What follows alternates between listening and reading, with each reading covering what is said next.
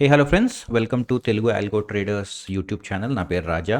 Friends, ఈరోజు మనం ఒక ఇంపార్టెంట్ టాపిక్ డిస్కస్ చేసుకోబోతున్నామండి. అదే బ్రోకింగ్ ఇండస్ట్రీ.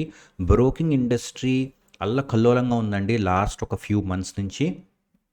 మనం ఇంతకుముందు చాలాసార్లు మనం బ్రోకర్స్ని బ్లేమ్ చేసాము.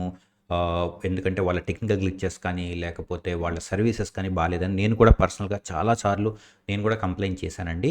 కానీ ఈరోజు ఈ వీడియోలో మనం డిస్కస్ చేసుకోబోయేది మనకి తెలియాల్సింది ఏంటి అంటే, బ్రోకింగ్ ఇండస్ట్రీ ఎందుకు ఇట్లా అయిపోయింది. 3-4 ఇయర్స్ బ్యాక్ ₹100 వచ్చే ప్రాఫిట్ ఈరోజు 20-30 రూపీస్కి ఎందుకు పడిపోయింది అనేది మనకు తెలియాలండి. ఎందుకంటే ఈ కాస్ట్లన్నీ మళ్ళీ మన నెత్తి మీదే వేస్తారండి బ్రోకింగ్ ఫర్మ్స్ వాళ్ళు. ఓకే, సో ఒక్కసారి మనం ఇవాళ రీజన్స్ ఏంటో, ఇంపార్టెంట్ రీజన్స్ ఏంటో ఒకసారి చూద్దాము. చూసి ఇన్ కేస్ ఒకవేళ కనుక మరి ఈ కాస్ట్లన్నీ కూడా ట్రేడర్స్ నెత్తి మీద పడితే ఏం చేయాలనేది కూడా ఒకసారి డిస్కస్ చేసుకుందాం.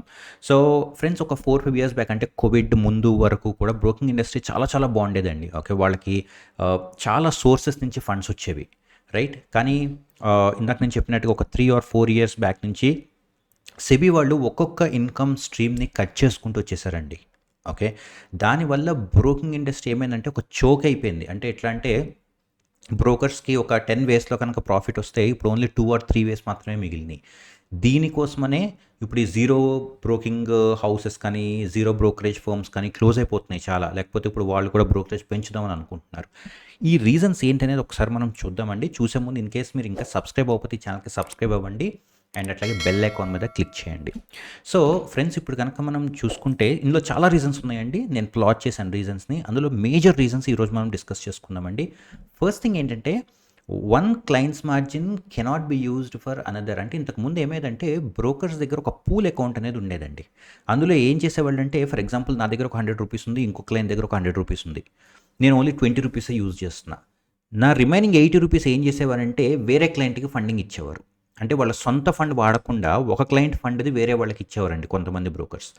ఇట్లాగా చాలా మాల్ ప్రాక్టీసెస్ జరిగేవి. అండ్ ఎస్పెషల్లీ మనందరికీ తెలుసు, కార్వీ ఎపిసోడ్ జరిగిందండి 3-4 ఇయర్స్ బ్యాక్. ఈ కార్వీ ఎపిసోడ్లో కొన్ని వందల వేల మంది షేర్స్ కూడా మిస్యూటిలైజ్ అయినాయి. సో సెబీ వాళ్ళు చాలా సీరియస్ అయ్యారు, వాళ్ళ బ్రోకింగ్ని బ్యాన్ చేశారు. ఈ ఎపిసోడ్ అంతా జరిగింది. జరిగిన తర్వాత సెబీ వాళ్ళు చాలా స్ట్రిక్ట్ రూల్స్ ఇంపోజ్ చేయడం జరిగిందండి. అందులో ఒకటి ఏంటంటే, ఈ క్లయింట్స్ మార్జిన్స్ అనేవి షిఫ్ట్ చేయొద్దు అని చెప్పారండి. ఓకే, సో దీనివల్ల ఏమైందంటే, ఈ బ్రోకర్స్ అందరూ సొంత డబ్బులు తీసుకొచ్చి క్లయింట్స్కి ఫండింగ్ ఇవ్వాల్సిన అవసరం వచ్చింది, రైట్. అందుకే ఇది చాలా మేజర్ బ్లో అండి వాళ్ళకి. వాళ్ళ సొంత ఫండ్ తీసుకొచ్చే క్లయింట్స్కి మార్జిన్ ఇవ్వాలి, కానీ వేరే క్లయింట్స్ అమౌంట్ వాడద్దు అని చెప్పారండి. అండ్ నెక్స్ట్ వచ్చేసి క్వార్టర్లీ సెటిల్మెంట్. నేను ఏదైతే బోల్డ్ చేశానో అది వాళ్ళకి హెవీ బ్లో అన్నట్టు. అంటే చాలా ఇన్కమ్ సోర్సెస్, స్ట్రీమ్స్ కట్ అయిపోయినట్టు. ఓకే, అండ్ కొన్నిటికి నేను చేయలేదండి, ఇవి కొంచెం మైనర్ ఎఫెక్ట్స్ వచ్చినాయి. సెకండ్ ఏంటంటే quarterly settlement. Few years back SEBI వాళ్ళు ఏమన్నారంటే, ఎవ్రీ 3 మంత్స్కి ఒకసారి ఫండ్స్ కనుక అన్యూటిలైజ్డ్ ఫండ్స్ ఉన్నా, యూటిలైజ్డ్ ఫండ్స్ ఉన్నా, ఏదైనా కానీ క్లయింట్కి బ్యాంక్ అకౌంట్కి వెనక్కి పంపించేయమని చెప్పారండి. అందుకే మనకు ఇప్పుడు క్యాలెండర్ క్వార్టర్లో first Friday or first Saturday ఏమవుతాయండి, క్వార్టర్లీ సెటిల్మెంట్ భాగంగా అమౌంట్ మొత్తం వెనక్కి వచ్చేస్తాయి. ఇది ఎట్లా ఎఫెక్ట్ చేసిందంటే బ్రోకర్స్కి, ఇంతకుముందు ఈ 3 మంత్స్ రూల్ లేనప్పుడు చాలా అమౌంట్ అకౌంట్లో ఐడిల్గా ఉండిపోయేదండి. ఓకే, ఉన్నప్పుడు వాళ్ళు బ్రోకర్స్ ఏం చేసేవారంటే దాన్ని ఇందాక నేను చెప్పినట్టుగా యూటిలైజ్ చేసుకోవటం అట్లా చేసేవారు. కానీ ఇప్పుడు క్వార్టర్లీ సెటిల్మెంట్ వచ్చిన తర్వాత కంపల్సరీగా బ్రోకర్స్ క్లయింట్స్కి అకౌంట్ పంపించేయాలి. కాబట్టి ఆ ఫండ్స్ని ఏ విధంగా కూడా బ్రోకర్ యూజ్ చేసుకునేది లేదండి. ఎందుకంటే ఒకసారి బ్యాంక్ అకౌంట్కి వచ్చేసిన తర్వాత క్లయింట్ ట్రేడింగ్ చేయకపోతే మళ్ళీ వెనక్కి పంపించడండి. ఓన్లీ యాక్టివ్ ఇన్వెస్టర్స్ వెనక్కి పంపిస్తారు, కానీ ఆర్ యాక్టివ్ ట్రేడర్స్ జనరల్గా ఐడిల్గా పడున్న అమౌంట్ని మళ్ళీ వెనక్కి బ్రోకింగ్ అకౌంట్కి ఎవరు వేయరండి, అది బ్యాంక్ అకౌంట్లోకి వచ్చేస్తుంది. సో ఇదొక బ్లో అండి. అండ్ సెకండ్ థింగ్ ఏంటి అంటే, థర్డ్ పాయింట్ ఏంటి అంటే, full margin for cell positions. ఇక్కడ బ్రోకర్స్కి ఆల్మోస్ట్ 10-20% ఇన్కమ్స్ హిట్ అయినాయండి.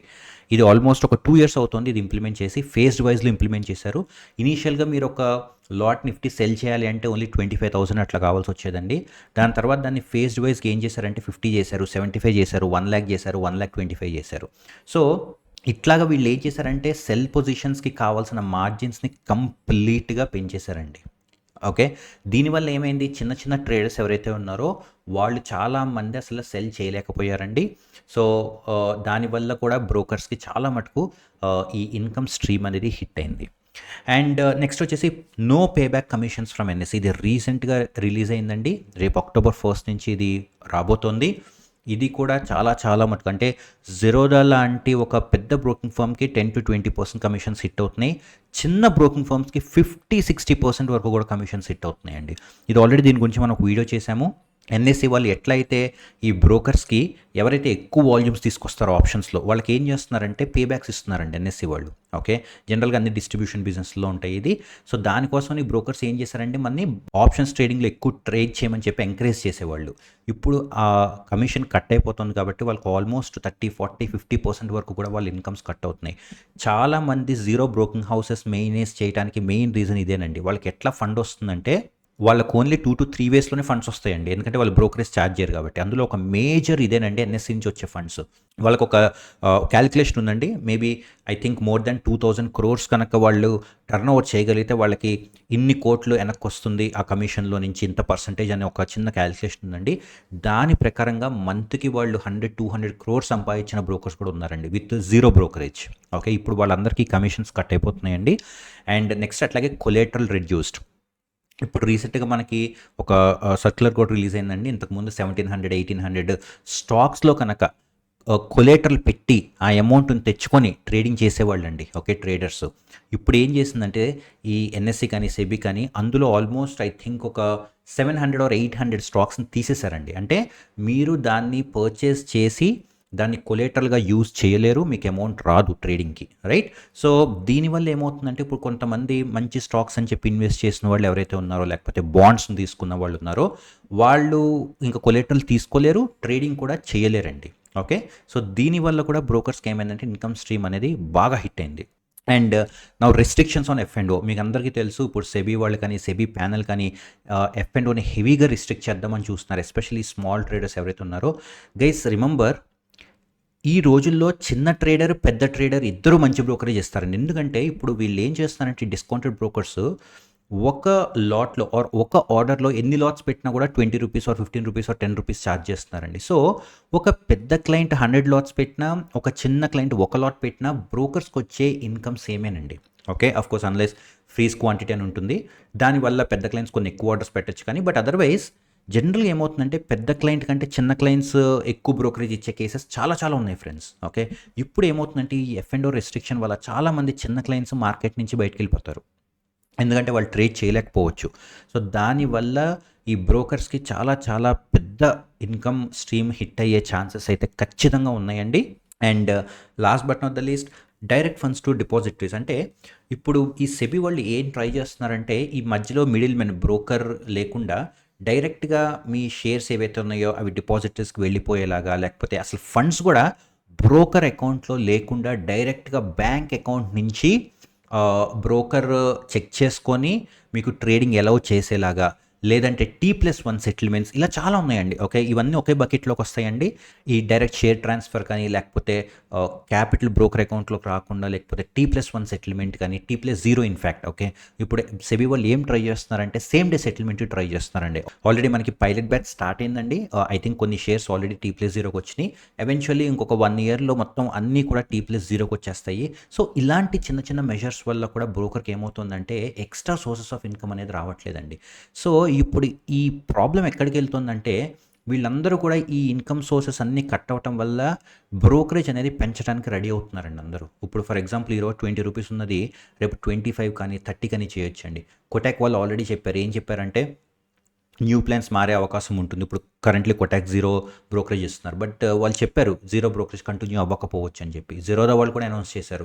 బ్రోకరేజ్ ₹20 నుంచి పెంచొచ్చు. లేకపోతే కరెంట్‌లీ ఈక్విటీ డెలివరీ అనేది ఫ్రీ ఉంది. ఆ ఫ్రీ తీసేయొచ్చు మేము అని చెప్తున్నారు. ఎందుకంటే ఇట్ ఈస్ క్వైట్ పాసిబుల్. వాళ్ళు కూడా సర్వర్స్ మెయింటైన్ చేయాలి. ఎంప్లాయీస్ కావాలి. లేకపోతే ఇన్‌ఫ్రాస్ట్రక్చర్ కావాలి. ఆఫీసెస్ కావాలి. సో ఇవన్నీ కావాలంటే బ్రోకర్స్‌కి ఖచ్చితంగా చాలా చాలా ఖర్చు అవుతుందండి. కొన్ని వందల కోట్లు వాళ్ళకి కూడా ఖర్చు అవుతుంది. ఆబ్వియస్లీ వాళ్ళ పాకెట్‌లోంచి తీసుకోరు కాబట్టి వాళ్ళు ఏం చేస్తారంటే మన ట్రేడర్స్ నెత్తి మీదే వేయడానికి ఛాన్స్ ఉంది. రైట్? సో ఆఫ్‌కోర్స్ బ్రోకర్స్ మనం ఎంతైనా బ్లేమ్ చేయొచ్చు. టెక్నికల్ గ్లిచెస్ వస్తే అది వాళ్ళ రెస్పాన్సిబిలిటీ రాకుండా చూసుకోవటం అవన్నీ. ఎందుకంటే మన హార్డ్ ఎర్న్డ్ మనీ మనం పెడుతున్నాం మార్కెట్‌లో. సో అది వాళ్ళ రెస్పాన్సిబిలిటీ. అండ్ అట్లాగే వాళ్ళు ఇవన్నీ మెయింటైన్ చేయాలి కాబట్టి వాళ్ళు ఆ కాస్ట్స్ ఏవైతే ఆ ఎక్స్‌పెన్సెస్ ఏవైతే ఉన్నాయో అవన్నీ కూడా మన నెత్తి మీద ఏయటానికి రెడీ అవుతున్నారండి. సో మీరు ఒక్కసారి మీ ట్రేడింగ్ చేసినప్పుడు ఎంత ఎక్స్‌పెన్సెస్ అవుతున్నాయి ఏంటనేది మీరు చూసుకోండి. అండ్ ఇన్ కేస్ ఒకవేళ కనుక మీ బ్రోకర్ కనుక 25, 30, 35 రూపీస్ కనుక చేస్తే కొంచెం తక్కువ బ్రోకరేజ్కి ఇచ్చే బ్రోకర్స్ ఎవరైతే ఉన్నారో వాళ్ళని చూసుకొని మీరు అప్రోప్రియేట్గా చేంజ్ చేయండి. ఇంకోటి కూడా చెప్తున్నా ఫ్రెండ్స్, తక్కువ బ్రోకరేజ్ ఉన్న వాళ్ళని ప్రిఫర్ చేయటం కూడా కరెక్ట్ కాదండి ఒక్కొక్కసారి. ఎందుకు అంటే మీరు అన్నీ చూసుకోవాలి. వాళ్ళ సర్వీస్ ఎట్లా ఇస్తున్నారు, వాళ్ళ ఏపీఐస్ ఎట్లా ఉన్నాయి, వాళ్ళ ప్లాట్ఫామ్స్ ఎట్లా ఉన్నాయి. ఓకే, మీరు ఇవన్నీ కూడా చెక్ చేసుకోవాలండి. ఒక్క బ్రోకరేజ్ చెక్ చేసుకోవద్దు. ఎందుకంటే చాలామంది క్లయింట్స్ ఇనీషియల్గా ఈ జీరో బ్రోకరేజ్ హౌసెస్ దగ్గరికి వెళ్ళారు. వాళ్ళేమో ట్రేడింగ్ జరిగే టైంలో వాళ్ళ ప్లాట్ఫామ్స్ స్టక్ అయిపోయినాయి. దానివల్ల వాళ్ళు చాలా పోగొట్టుకున్నారండి. అంటే ఈ బ్రోకరేజ్లో సేవ్ చేసే ₹1, ₹2, ₹10 ఏమవుతుందంటే ఒక్క రోజులో వాళ్ళ ట్రేడింగ్లో పోతుంది. సో మీరు ఏం చేయాలి అంటే ఏ బ్రోకర్ దగ్గర అయితే మొత్తం అన్ని ఫెసిలిటీస్ బాగున్నాయో సో అలాంటి బ్రోకర్స్ని మీరు వైజ్గా చూస్ చేసుకోవాలి ఫ్రెండ్స్. సో అదండి ఈరోజు మన వీడియో. బ్రోకర్స్కి ఎన్ని వేస్లో ఇన్కమ్ ఒకప్పుడు వచ్చేది అండ్ ఇప్పుడు ఎన్ని వేస్లు కట్ అయిపోయినాయి అనేది మనం ఈరోజు ఈ వీడియోలో డిస్కస్ చేసుకోవడం జరిగిందండి. మీకు ఒకవేళ కనుక వీడియో నచ్చినట్టయితే లైక్ కొట్టండి అండ్ షేర్ చేయండి మీ ఫ్రెండ్స్తో కూడా. నేను ఎప్పుడు చెప్తూ ఉంటానండి, మన తెలుగు వాళ్ళం ఖచ్చితంగా షేర్ చేయాలి, షేర్ చేసి వేరే వాళ్ళకి హెల్ప్ చేస్తూ ఉండాలని చెప్పి. సో షేర్ చేయండి. ఇన్ కేస్ ఒకవేళ మీరు సబ్స్క్రైబ్ అవ్వకపోతే సబ్స్క్రైబ్ అవ్వండి ఖచ్చితంగా ఈ ఛానల్కి అండ్ బెల్ ఐకాన్ మీద క్లిక్ చేయండి. Thank you so much for watching and have a great day.